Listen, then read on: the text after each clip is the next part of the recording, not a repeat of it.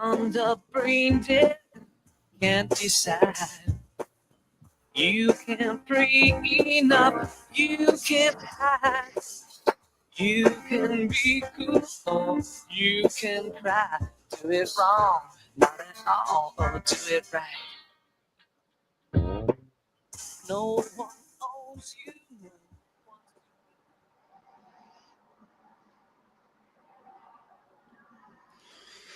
Hello, everyone. Welcome in. Chatting with Warp Gaming today. Excited to have you guys here. Been just excited, really just meeting with you guys. I let my community know I've been meeting with you guys for quite a while actually now. I want to say maybe we even started talking back in January. But yeah, you guys got me really excited, really for future crypto gaming and what we got going on. And so excited to kind of jump in here and go through some questions and talk a little bit. But if you guys want to introduce yourselves real quick, that's totally good too. Yeah, happy to introduce myself. I'm Matt. I'm the CEO of Warp, and I've basically been in the gaming industry for the last 20 years or so, half my adult life. And I've been in Web3 gaming since I think it was late 21. I started getting into it, built up a gaming studio, and then hit upon the problem of even if you scale the numbers, even if you get the rest of, the gaming industry and everything sort of stats that you need, there wasn't the support out there for gaming studios. So finding myself and other studios in a similar sort of position, started Warp to bring basically Web2 publishing into the DeFi ecosystem, and then work out an entirely new method of doing it that actually provides values to players, values to communities and guilds, and then values to games, and creates a flywheel. Nice one. Well, I'll jump in quickly just to sort of expand on Matt there, because my name is Paul. OVID stands for One Fat Irish Dad, and yes, I was one of those originals that Matt mentioned. Where we met on a balcony in sunny Athens, and came up with the concept of Warp. And I look after kind of anything, more looking after the whole community side of Warp, and getting all that set up and answering all your questions on our Discords and Telegrams and stuff. So yeah.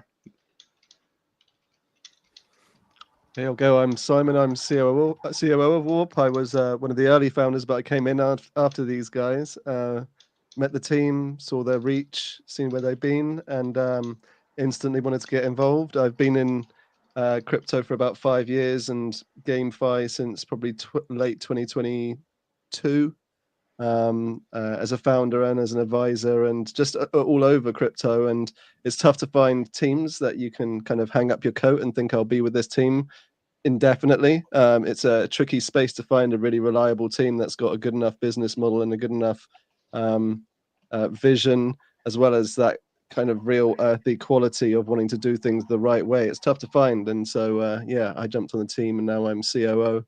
I kind of take a lot of the node stuff, the tokenomic stuff, and the business stuff, whilst working with these guys on the front end. It's great fun. Great to be here, Dr. Wookie. Big fan of you too. Appreciate it. I'm Paul. I'm CTO of Warp. I've been a developer for 35 plus years, in the crypto space for I think 8 now, and we developed a lot of stuff with a lot of projects.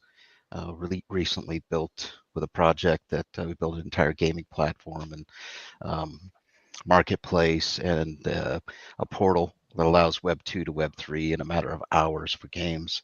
And we partnered up with Warp because they bring the skill set that we always lacked as devs.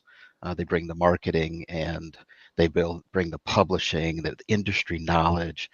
They bring all the things that actually will make it successful. So when it comes to the Web3 part, the tech, we have that down. We own that. The part that we didn't have and that Warp brings to an incredible level is making sure that we can actually publish games, make them profitable, make them sustainable, make them fun, and actually fix all of the problems that Web3 gaming has. Yeah, I really like your guys' vision and just everything you just said right there, right? Because I feel like a lot of crypto gaming just out there, right? A lot of times it's just a single game, first off.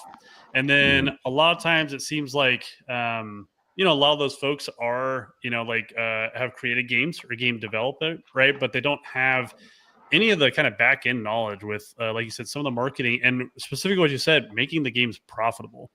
Right, people in crypto gaming are just trying to, you know, I guess pretend too that like, hey, games are going to just make you money out of nowhere, and there's not going to be like, you know, some kind of influx or some kind of flywheel or anything else. So I'm real interested to see and or hear from you too how you envision Web 2 games simply flipping a switch to make it to where it can be a crypto game or can be Web 3, but still having, I guess,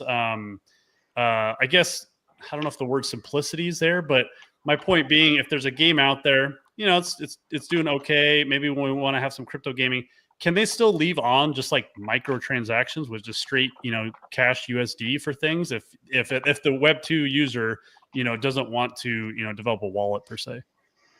Yeah, of course. I mean, the platform's absolutely crazy, and Paul will just go into exactly what can be done. Our intention is that the game is sustainable first, that the game is actually a flywheel of its own making. So for every advertising dollar you spend, you get a return on that dollar. And essentially, there's been a lot of games trying to create a flywheel through raising the token price through internal mechanics in the game. And that's equivalent to, you know, those crazy people who buy those massive glass jars. They put a bunch of soil in it and a bunch of plants in it. They water it once and then they seal it up for 47 years. Like only one out of those like lasts that long, and generally they all die. But you can't create a terrarium in an open economy. You can't do that. It's not sealed. Like, people will take liquidity out of that, and that only works, right, if everything is perfectly in balance. If the market is also like not massively going up and down. But gaming itself is pretty versatile. I mean, when everything crashed in COVID, gaming actually had the biggest run ever. So what we do is we basically say that a game should have the Web3 serving the needs of the players and the needs for them to get extended value out of the game. And maybe, Paul, you can sort of go into the kind of things that can be tokenized and what we can do with them, how that kind of works. When I've seen all of the Web3 implementations out there in games, and what I've actually seen is a few things. One, they're using Web3 as the entire reason for the game, not as the game itself. And so they're basically building on a broken paradigm. Second of all, they try and put Web3 inside of the game. And what they end up doing is they take Web2 devs that understand maybe building games, but they have no idea on Web3. And what they do is they basically break the game. They break the game because of a broken economy. They break the game because of transactions. It takes forever for them to put it out. And so I thought, why? What are we trying to solve here? Web3 is a technology. It's a technology for giving power to the players of actual ownership and monetization. But it's not the entire reason for the game to exist. So what we did was we built a portal that allows attaching Web3 to the back end of a game. So the game remains completely Web2 if you want. So you could take an existing game that's already monetized, has a good engine that can actually make revenue players actually love, put Web3 on the back end and make it optional. And players can actually interact with Web3 through a browser, not directly inside the game, and be able to trade assets. And they can take NFTs from any blockchain and put them into the game, and take in-game items and put them onto any blockchain. And we can do this in a matter of hours, without ever changing the game code one bit. And so you can actually jump into Web3 in a heartbeat without spending millions of dollars, without getting rid of all of your Web2 players. The other beauty part is now it's chain agnostic, but it's platform agnostic.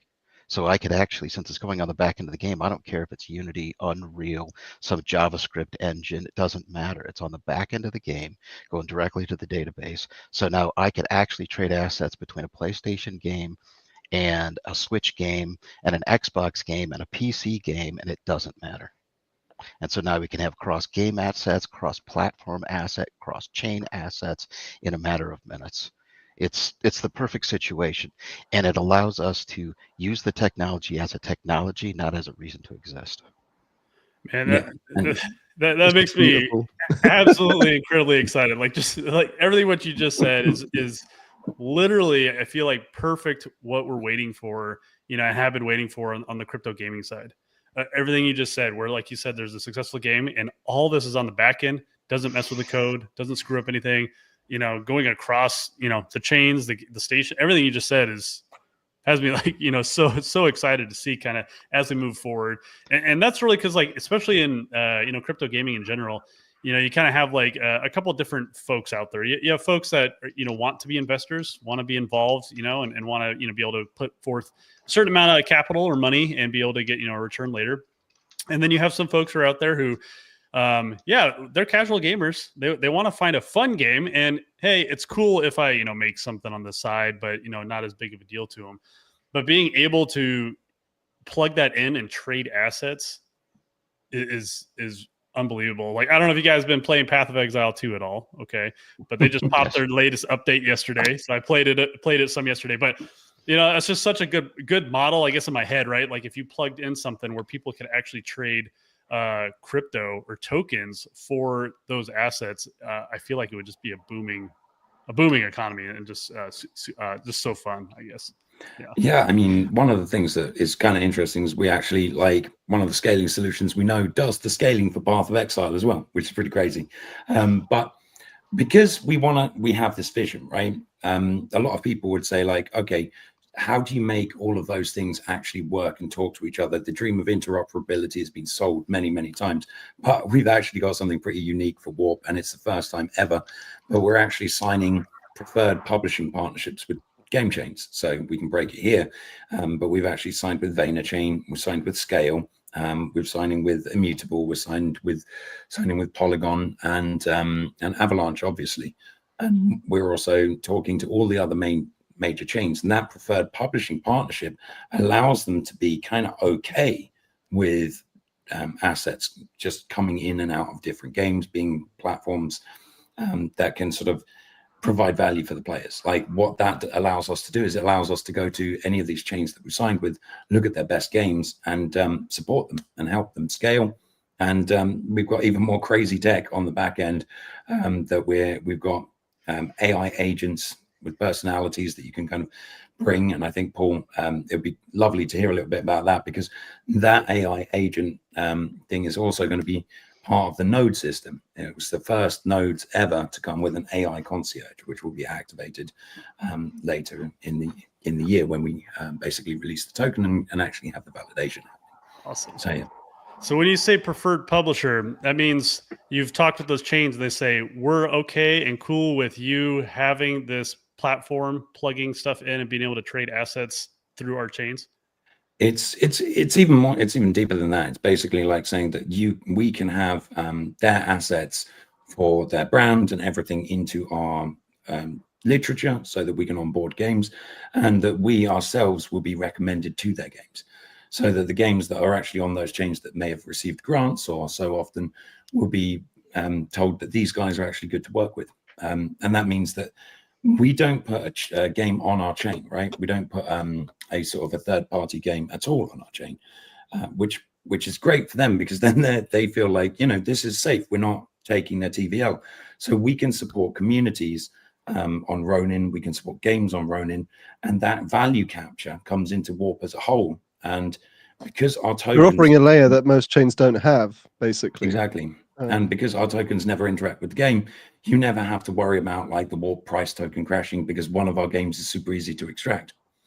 And because our token value is actually based on the revenue collected, not on the value of the tokens in the game. So if the token values of these go up and down and we're still earning revenue, that's different. That's very, very different from what happens to their tokens.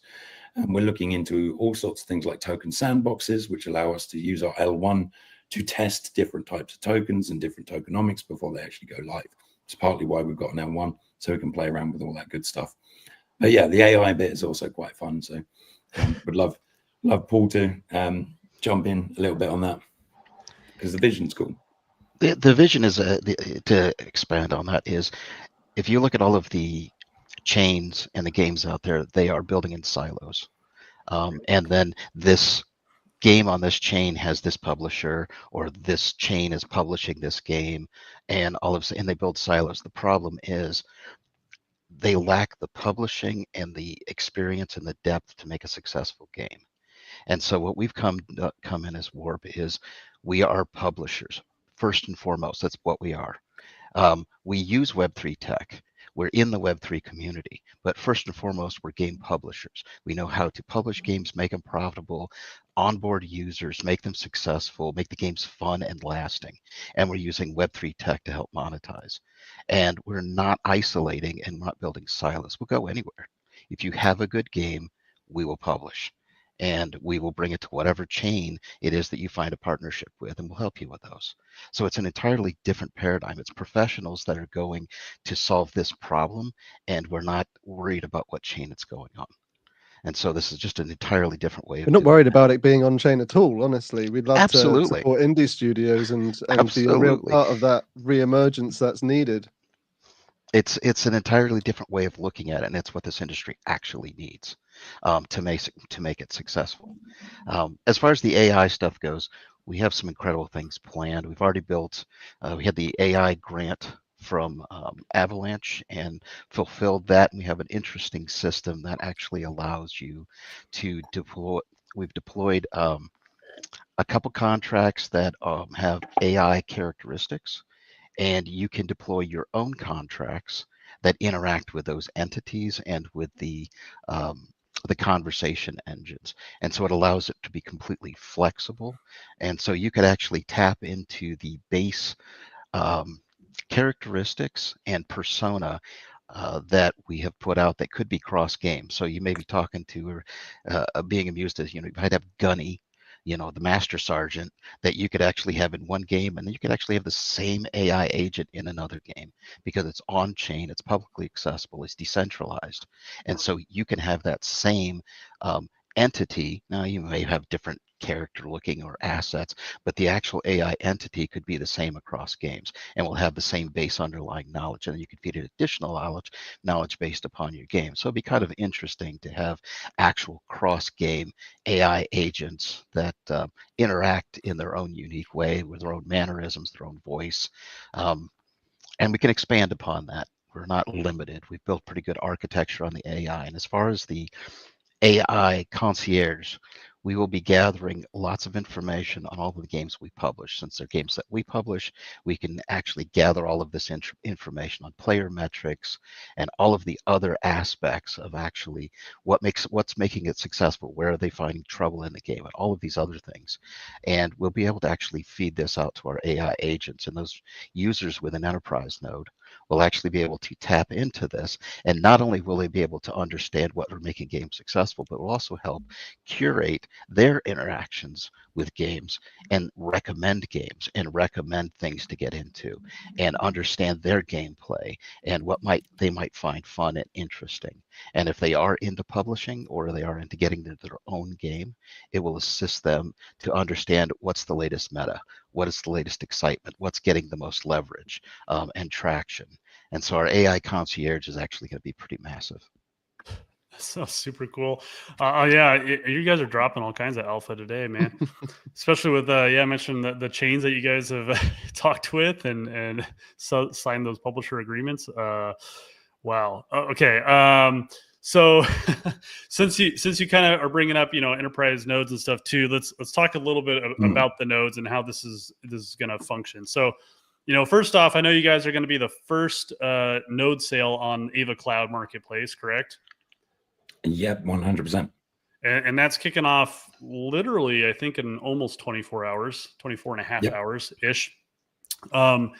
And I guess, how did you kind of, find Ava Cloud or get involved with them? And how's that kind of influencing everything? So, I mean, we were originally looking at the whole L1 setup as how do we create value for all the participants in the gaming ecosystem, from the players to the communities, to the obviously the studios, and to us that's actually growing the community. And we looked at nodes and we looked at validation, we looked at that service layer essentially as, you get income for providing a function, and that allows us to reward that income. And that's why we decided to sort of come up with our own unique way of doing the nodes, in that our intention, as we grow the ecosystem, is that studios start off as a net extractor. They have a node. So every studio, we give a syndicate node. And that syndicate node is intended to, and this is where it, with the size of our network, is intended to actually provide enough runway for a small indie studio to start off as a net extractor. And then when that studio grows, when that studio is earning revenue, it becomes a net contributor to the revenue, to the network. So the way we do this is essentially we sign very aligned deals with games, like 50-50 on the revenue share, which means that we don't care about their tokens. So if you're a game studio, we're not taking your team tokens, we're not taking advisory, we're not messing with the thing that makes your game your game. We're not messing with that thesis.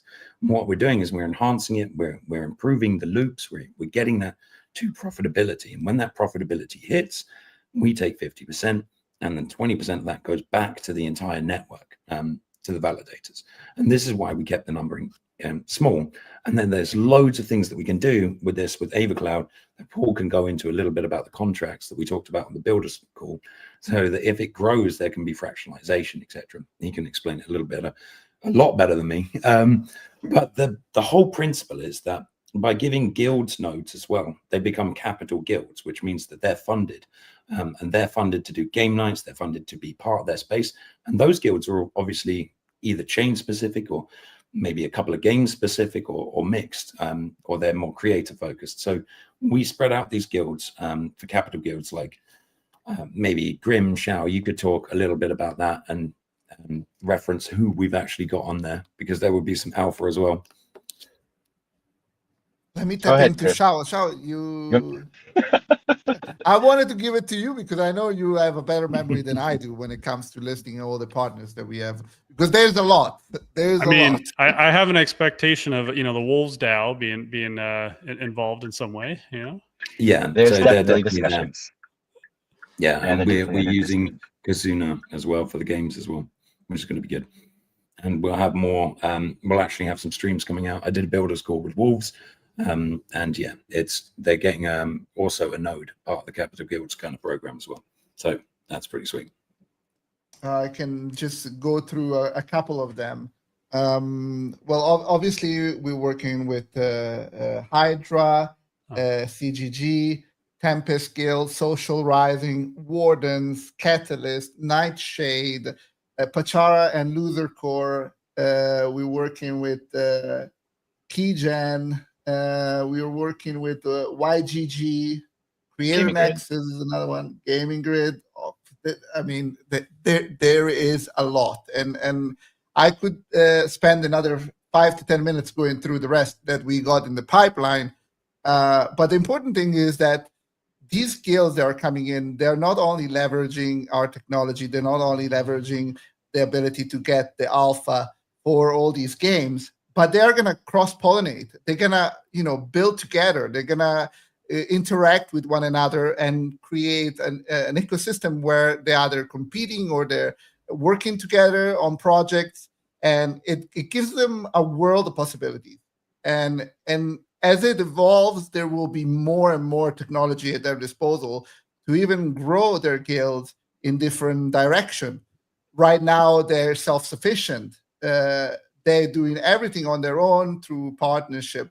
Warp is leveraging what we have at their disposal. For example, if you own a node, and with the nodes that have been provided to some of the guilds, the elite guilds, will be, as Matt was saying, a way to support them throughout, every little bit of their growth as they're planning to do. And another thing that it's very important to go over, but Shao, I also want you to chime into this, is that these guilds are not only going to be part of the community and they're going to interact with the games, but they're going to provide valuable feedback as like testers to all the upcoming games. So they're going to be like our workforce when it comes to get the alpha out of all these games that are coming out. Imagine that a guild gets early access to a game that everybody is expecting to play, and they all want to play it, and they get to experience it and give us feedback, and this feedback, loops back into the games itself and improves them before it goes out to the public. So it's a system that's going to benefit everybody.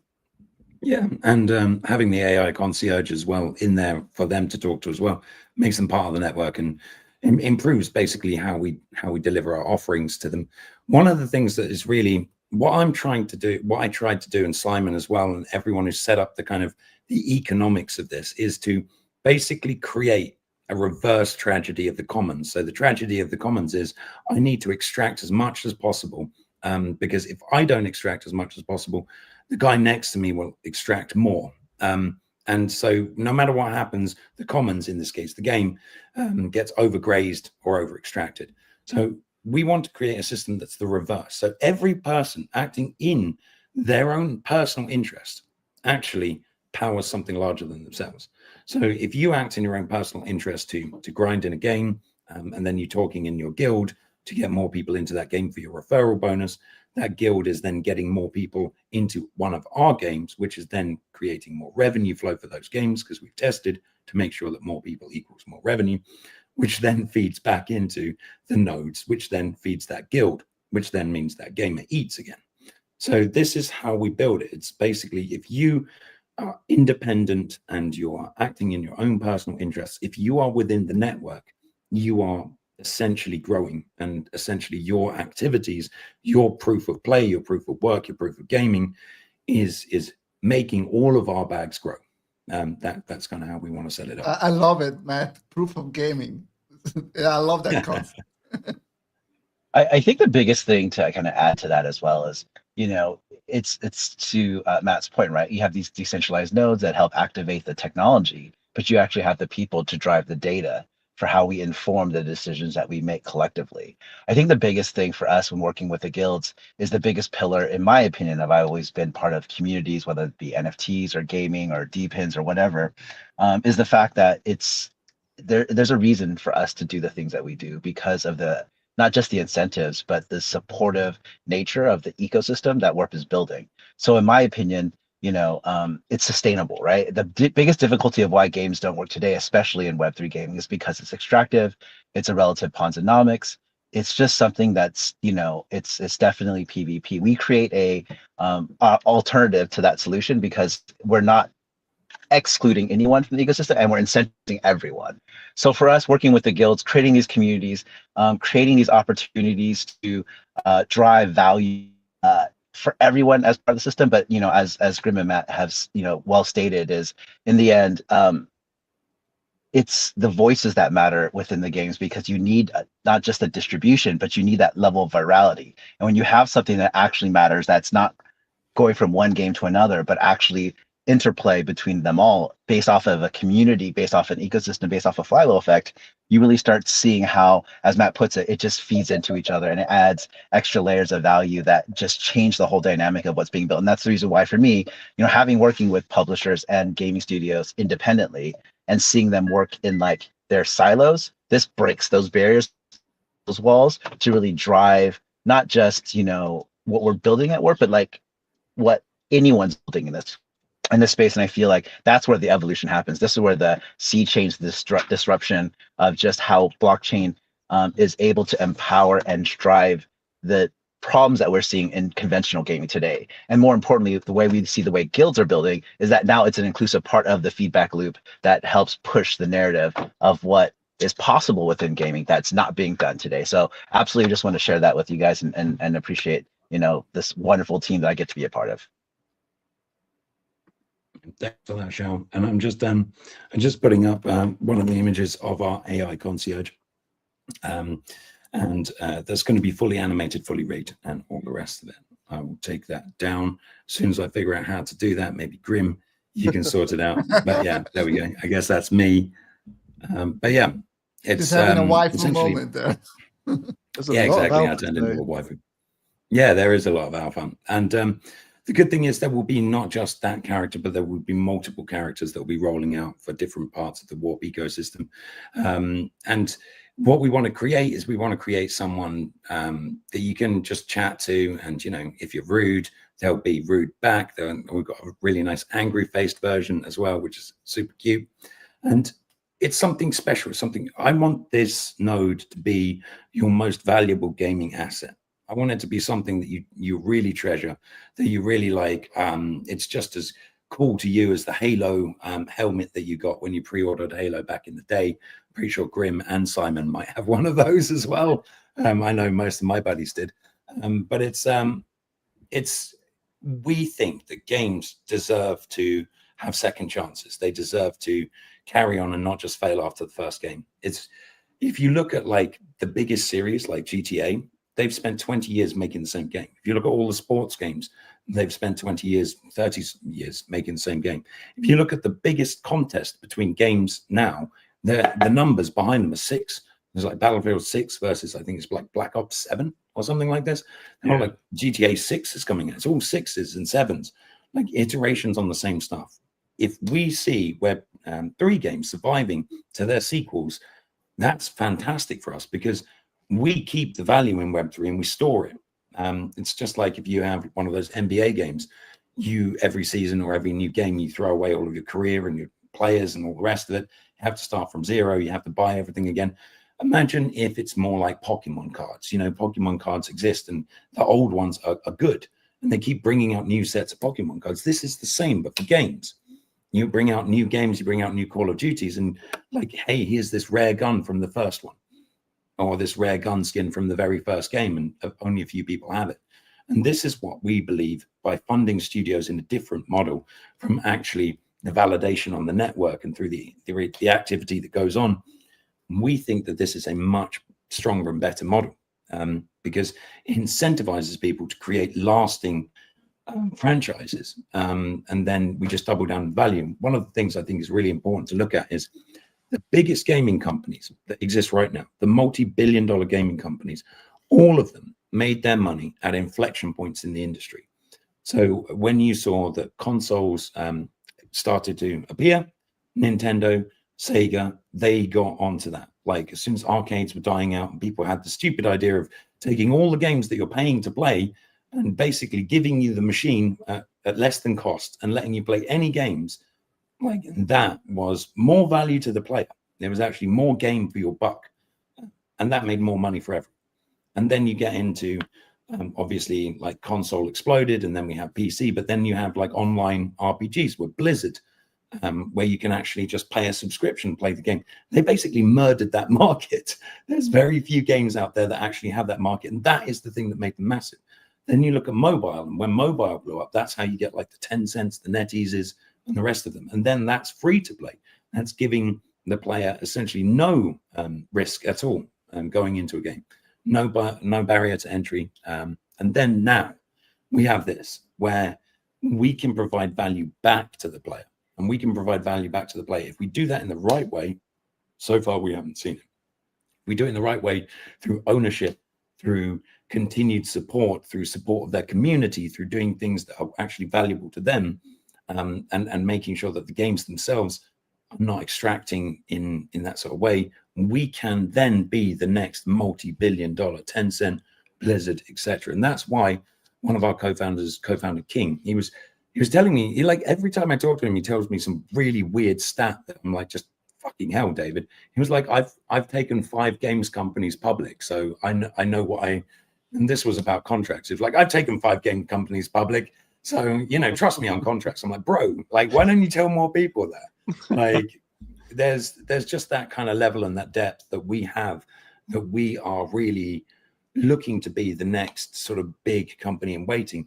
And by doing this, and not by doing it as a monopoly, but by doing this as values aligned from player to guild to studio to ourselves, then what we create is a system which is decentralized enough to allow people to explore different IPs from games, to allow games to grow out sort of like vertically and also laterally, how games expand with mods, and for the players to have value at every stage.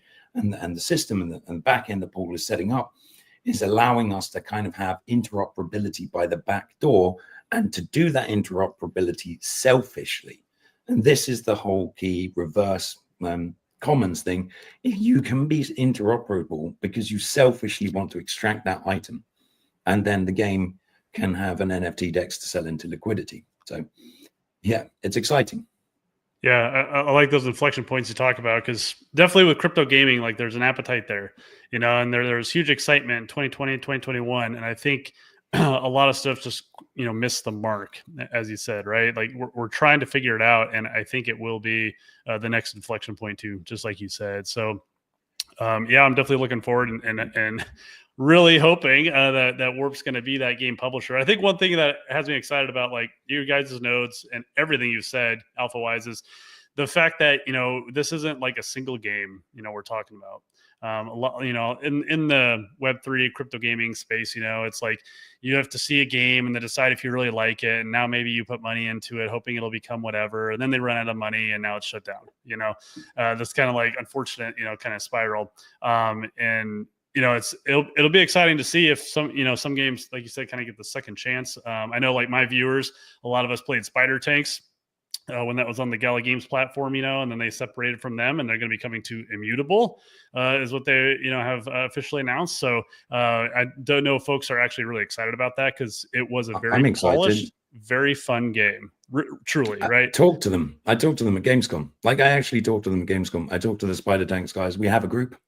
So nice. And this is and this is one of the exciting things, right? This is one of the exciting things about the system that we're doing, and Simon can maybe jump into the sort of the idea of influence and things like that, is that when your game comes in and actually sort of makes its bank, there's influence as well. There's also influence for holding nodes and validating.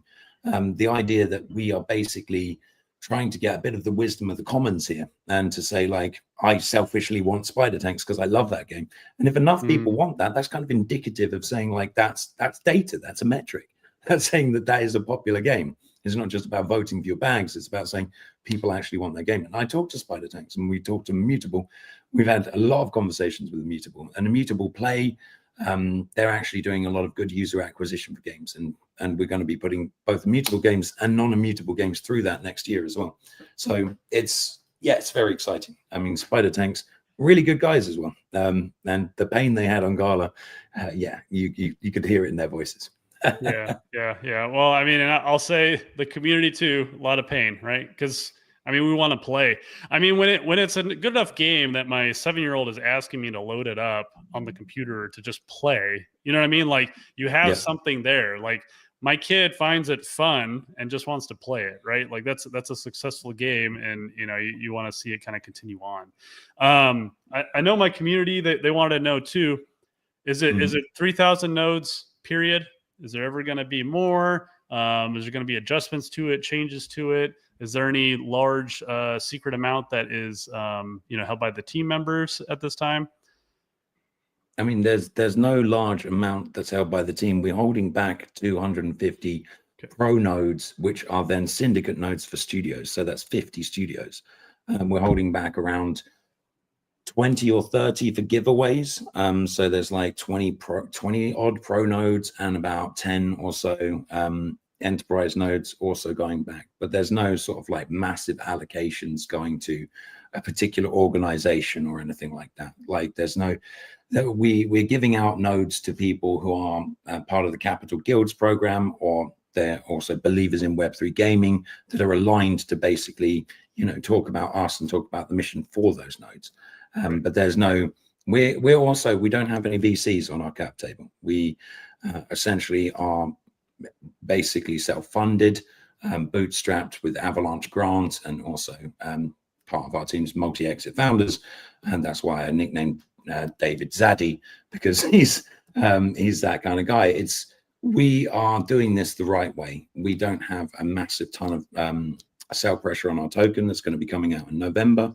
But when it comes to the future plans for the nodes and how that sort of fractionalization cool stuff goes, maybe I'll just refer you to Paul and Simon, who can explain about what can happen in the future.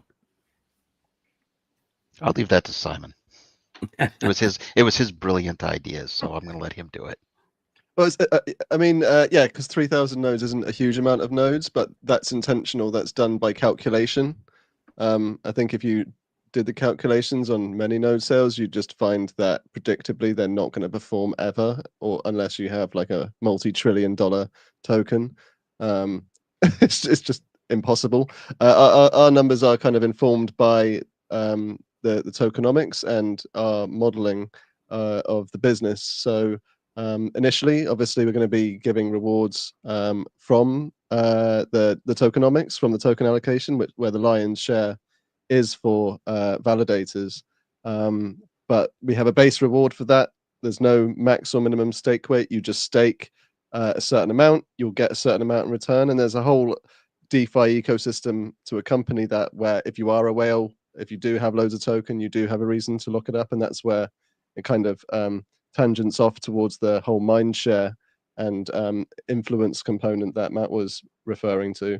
I don't know which tangent you want me to go off on, but ultimately the idea here is to start with nodes that are extremely rewarding, or at least very rewarding for these next the first few months, get ourselves to a position of revenue as quickly as possible, so that we can start putting back the success of the business into the success of the validators. But over time, we'd like these to. I mean, we've done the numbers on other publishers, and yeah, even like not one of the biggest, but a big publisher, you could be earning 5 figures or more off one of the pro nodes, which is $500. So that's the kind of, and that's even just with fractions of a big publisher. So the idea here is that they can be massively rewarding over time, and we'll be doing that as quickly as possible. But we don't want to increase the supply ourselves, right? Because we don't want to be diluting the value of our community necessarily without their authority, and that's where the idea of essentially having additional tiers. So at the moment you have the enterprise, which is the top tier. They are validators. You have the syndicates. They are validators as well, which is kind of a mid tier. And then the entry level is the pro tier, which is more of a light validation status, kind of managing a content distribution network, which Paul can comment on. But the idea is that we could potentially, if pros are rewarding enough, then the numbers might work out for them to become validators. It might make sense for there to be a way for you to divide your pro into 10 junior nodes, or whatever we might want to call them, or your enterprise into 100 over time, because that way it's not fractionalization technically, and I'll let Paul explain why. But essentially, it's kind of like splitting your NFT license into numerous licenses, so that, you know, if you want to kind of take some sunk value out of that, you can, and you can still have skin in the game. You can still bring benefit to it, and also at the same time, obviously, that brings us a bigger validator network, which has technical benefits for the network itself. So that's kind of the idea, It's but all really done by it's the about scaling. holders. It's Say not again, done Matt? sort of unilaterally. It's not done unilaterally, and it's not that we Yeah, suddenly something that release more nodes. It's from you guys that own the nodes. You control that process, and Paul can say that's the idea exactly of the what that kind of modularity, thing is it allows you to scale the rewards and scale the number of validators with the scale of the business. Because if you can't do that, then you're either selling too few nodes at the beginning, or you're selling too many nodes at the beginning, for what might eventually be a massive business, right? So that's the idea.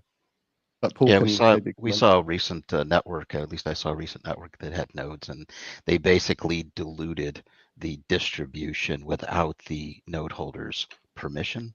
And so the node holders bought early, and then they diluted them later, and then they basically everybody lost their ass. And we don't want to do that, and we refuse to do that. And that's why we have enough nodes, because we want it to be sustainable. We're not building a fake ecosystem as many crypto projects are doing. Why? Because we're an actual business. We have business ethics, business ethos. We know what the hell we're doing. And so this is what we know is sustainable. This is what we know is profitable. This is what we know that we can do. Now, if you want to, at a later date, dilute your share, you're more than welcome to, but it's still your share to dilute, not ours. Yeah. And it'd be a That's just the way proportional share, right? It's not a dilution as such. It's just well, like you would say, smaller modularity units. yeah, if I have my share, like I said, enterprise nodes that dilutes into 100 shares, I can hold 75 of those and sell 25 of those. Right. But that is your share to choose to do with. We won't do it for you. You still get your full share that goes to those 100 nodes. Yeah. No, And that so makes it's just sense. it's respectful. It's the way business should be done, and this is why we're bringing everything different to Web3. I think one question people had too was the difference, because it mentions in some of the papers that, like, if you have an enterprise, you're basically kind of like first up for any possible I don't know if it's like early investment, and if is that into like specific games that are maybe coming through, because I do know sometimes people see a game and you're like, it's gonna crush it. Like, I want to be involved. I want to be, a part of that because I believe in this specific game. Is there like a way to do that through the nodes? But this is Yeah. this is one of the things, about the additional benefits of owning an enterprise node is the whole AI data streams attached to it. Because when you own the node, you'd be able to see all the market data, the player data, the game data, and everything from all the games that are being tested and going through the initial warp process prior to them launching their own tokens and doing all their tokenomic kind of stuff. Because our aim is to test these games and test their business models and revenue streams, so that we know that by the time they launch, they stand a very good chance of succeeding in the sort of the degen crypto thing. So anybody who owns the node gets to see all that info in advance and can make a very valid and informed decision based on data and not emotion, which is the best chance of making money. Yeah, exactly. And And there's so the numerous ways that they enterprise can. node is, yeah, I was just going to say, because the question was, what's the difference between the enterprise node in terms of the front running aspect? And it's really on just the granularity of the data. So it's still up to you to ask the AI to say, like, hey, which of the games have this data, or which of the games are looking good today? And they can say that particular thing. So having the enterprise node gives you that extra granularity. But when it comes into getting opportunities, we're not gating opportunities from games that are coming into the network. Obviously, we're not going to allow games to ask for money from their communities before they're proven. Like, that's never going to happen. I'm never going to let a game that hasn't got a core loop, hasn't got its own sort of like proven retention and stickiness. I'm not going to let that game suddenly just say, I want to do 8,000 NFTs at 1/8 each because we want to raise a ton of money for that game. That doesn't make sense. I mean, the whole point of this like validation and like recurring income from everyone is that you have a sensible amount of money to scale up sensibly. There's no need in a game to throw a massive cash injection in at once. But the good thing is, when we do get to the stage where we have a game that's absolutely crushing it, and everyone else is absolutely crushing it, because we have our own token and because we have our own chain, we have these huge liquidity pools that we can essentially jump into instantly and buy all the adverts up at once. Like, through all of our partners, we can just grab that and we can buy the adverts as soon as the equation works. That for every dollar we spend, we get like $1.30 back in 30 days, or we get $5 back in 180 days, and in 360 days we get $10 back. We can basically infinitely spend until that number changes. And that's why it's good to be able to deploy that token rapidly. Because, for example, when I was working at Rovio, the Angry Birds guys, we would be spending, say, 300,000 a day routinely, sometimes more, sometimes $1 million a day on advertising. But imagine we have that between us as a network. We have that ability to extract that and then to turn that into success for a game very, very quickly. And then as soon as that revenue comes back in, of course, we onboard it back into the network. And that's the exciting part of it. And that's why we need the validation. That's why we get so much joy out of doing this. Yeah, again, I like what you said, because I feel like so many people got burned by, hey, here's our promise of what we're gonna do, right? This like vision. Here's all these NFTs. They raise millions of dollars, even, right? Like, just tons of money, and ends up being shit all. Like, either the game doesn't even come out or barely comes out and doesn't get pushed any further. And then now you have all these NFTs. You're like, man, I spent a lot of money on all these NFTs because of an expectation, and now I'm not even getting the minimum, right? So I really like, you mentioned in that. And I think that's one reason too why people have become a lot more hesitant, in crypto gaming, of putting any money up front into NFTs or even nodes, right? people are a little hesitant, want to kind of see how things, are going now because they've been burned so much in the past. But, definitely, like, in my opinion, with everything you guys are telling me, I mean, I feel like your 3,000 nodes are absolutely just pieces of gold. I really do. And at the price. And that's just from, over the last 4 or 5 years, seeing different prices of nodes, seeing just, this whole node game, seeing, what you get returned. I think over all those years and how many node projects people have, again, like you said, it's almost like selling that NFT before there's like, any kind of like plan or game at all, and people just get burned. And now they're like, which is, there's a plus side to it, or a silver lining, which I always tell my community is you got to pick and choose, like when I look at projects and stuff, I put a lot of money in ones that I think just have really strong, sense. And then maybe, over here is more of a degen play of, hey, like, I'm not sure how this one's going to go, but I'm still going to, maybe grab a couple nodes or whatever. But for you guys, especially today too, just the more and more I talk to you guys, the more and more you guys make me super excited for what's to come. And I think one thing that'll be really cool to see is, and I don't know if we already have this planned, if it's going to be like after 1 year, people would be able to sell their nodes if they want to. But I'm real curious to see later on down the line how the secondary market is with, these nodes and people kind of selling, or even the kind of like the shares you said, if you sold like 75% of your enterprise node or something. Yeah, of course. I mean, we want to factor that in. And one of the things that we're really trying to do is we're trying to make sure that people and games and everyone in the community understands that we are going for a legitimacy. That's why we're partnering with Chains. That's why we're signing with Chains. We're signing documents with them that allow us to go into the games, because we want everyone to understand that this is real, right? If Scale will sign with you, if Polygon will sign with you, if Avalanche will sign with you, if Immutable will sign with you, if VaynerChain will sign with you, if CoreDAO will potentially sign with us, there is a lot that we can do together. And to say, look, these chains will not put their name to, this is us asking them to put their name to our project and say, these guys, we're partnering with these guys. Like, they're not going to do that for something that's a rug, and it's not going to be sort of like multiple chains that do that, right?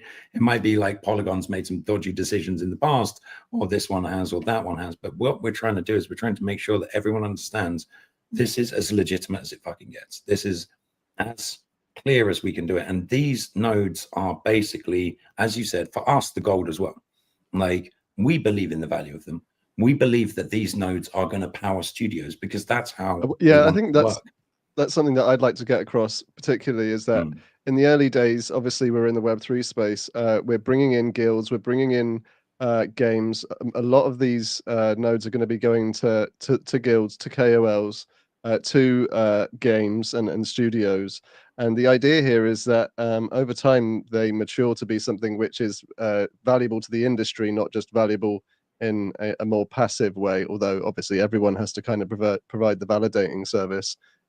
So the idea here is really that with creators, with guilds, with games, with studios, with investors, we're creating an army of partners here, an army of people that have real potential of creating their own business verticals almost within Warp, because we can't do everything and we want to scale.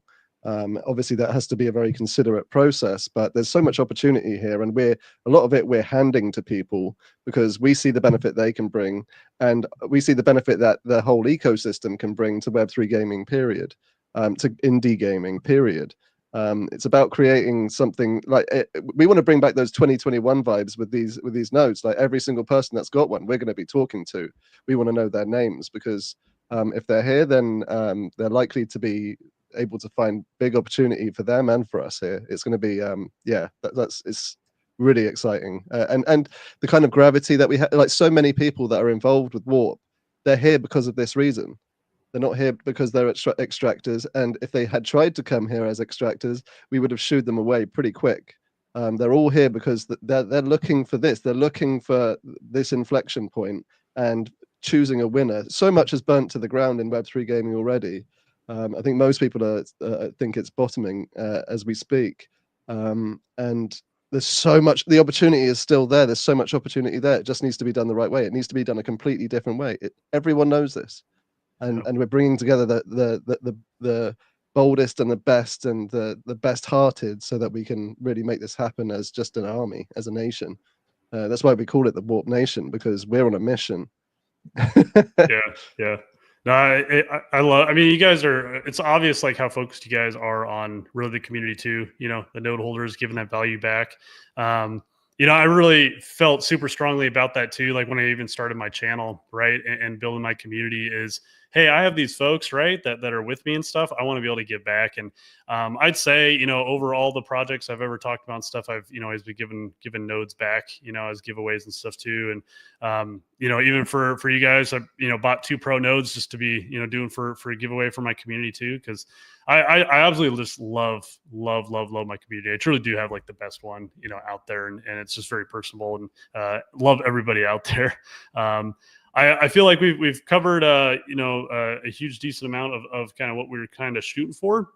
One thing I did want to kind of leave on, just because I'm curious for you guys, is basically what your all-time favorite game was, or character from a game, like an NPC. And maybe think a little deeper than, you know, what comes straight to your mind, like, you know, Master Chief or Cortana. Maybe go a little different, you know.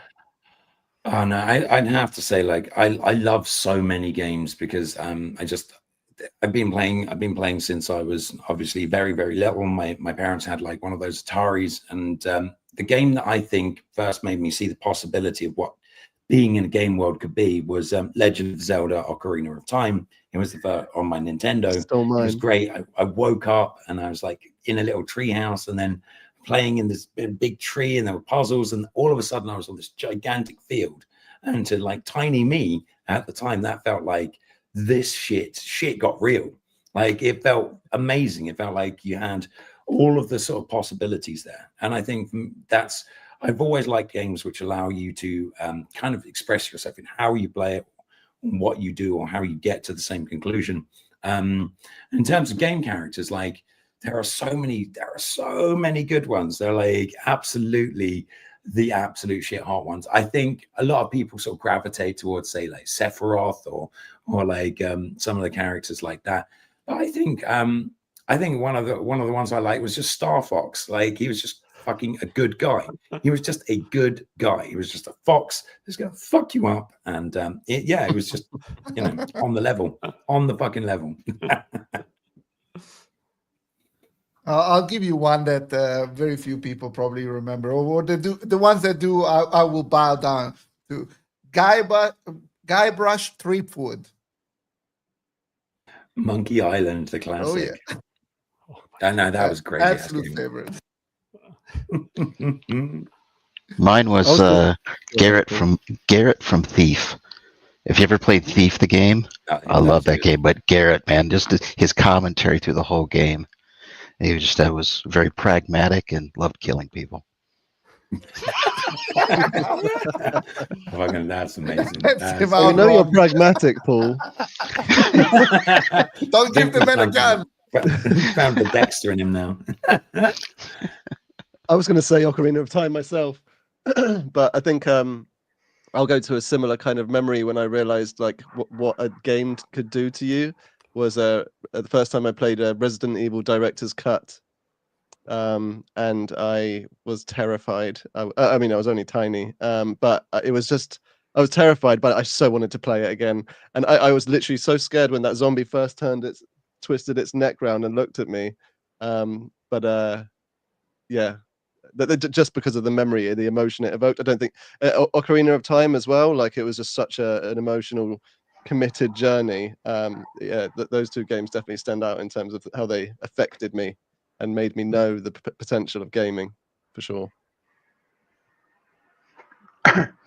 Yeah, probably. So yeah, sometimes like Final Fantasy 7 or Final Fantasy 8, really enjoyed, you know. And you know, from the emotional side, the whole Ares thing, you know, was like, I think that was the first time that it actually showed the power of gaming for me, in the fact that it can actually affect your emotions. You're not just doing something blindly, you know, or just grinding or whatever. You know, that was like the biggest, you know, WTF moment you know, in an early stage game. It was like, okay, maybe this is not as fun as it should be.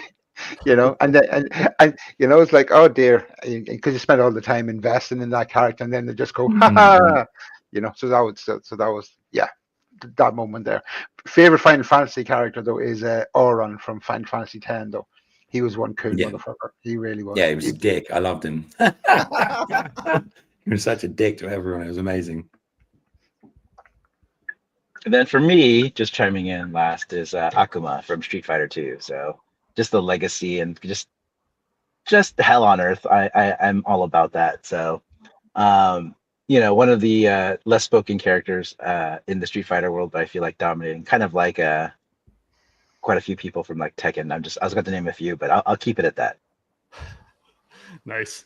Yeah, man, you guys named a bunch of them. I mean, I remember playing Final Fantasy VII like early on, but I love the games, like you said, that really emotionally got me and had like a great storyline. BioShock. I loved BioShock, man, and just that how was it a made great me game. feel. And I remember being scared too, man. What a freaking scary, like game and stuff. But with the big daddies and stuff too, I thought that was just like an incredible game. Booker DeWitt, and everything he's kind of going through was probably one of my favorites. So. Yeah. That was a great twist at the end as well. Not going to spoil it for those who haven't played, but that was a really good one.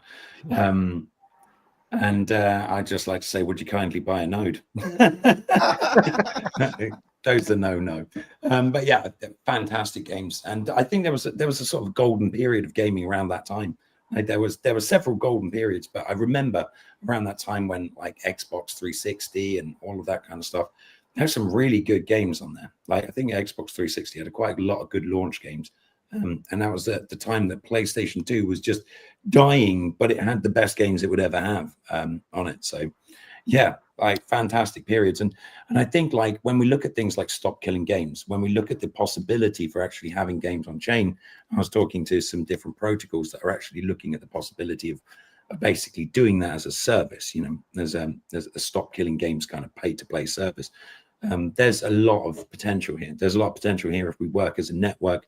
There's a lot of potential here if we are expanding it, if we're growing this, and if we're running, like parallelizing different chains together and doing all sorts of cool stuff. Like Web3 gaming is here to stay. Web3 gaming is not just inevitable, but it's the clear future path of where we're going. Whether that is first by getting the Web3 DeFi correct and by rewarding people in the correct way, and we realign everything. It's like defragging a hard drive. You throw out all of the bad stuff and you line up all of the things in the correct order. And then we have so much more space to grow.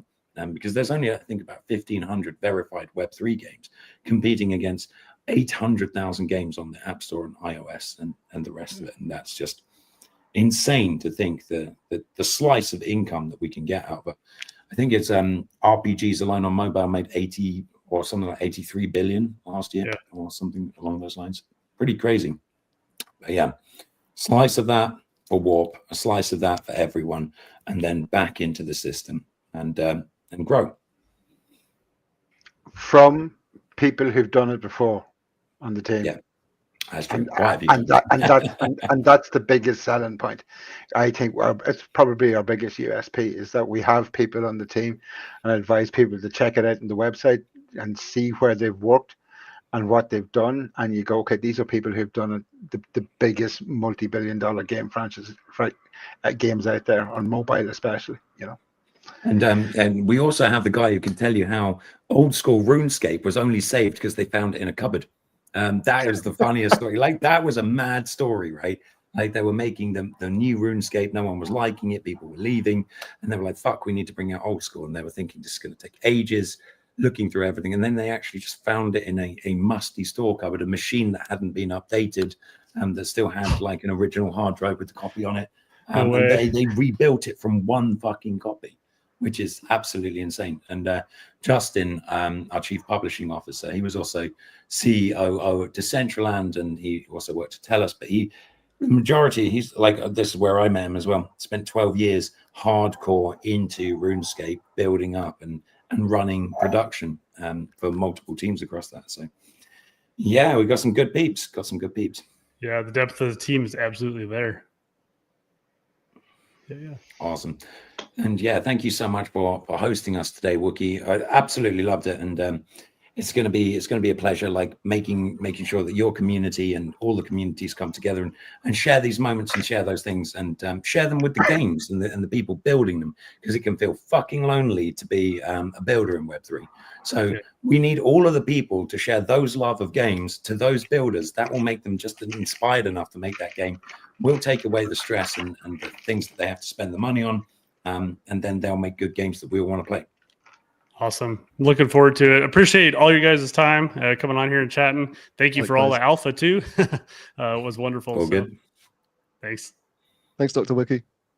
Cheers. Thank you all. Cheers, my man. Cheers, everyone. It's been a pleasure.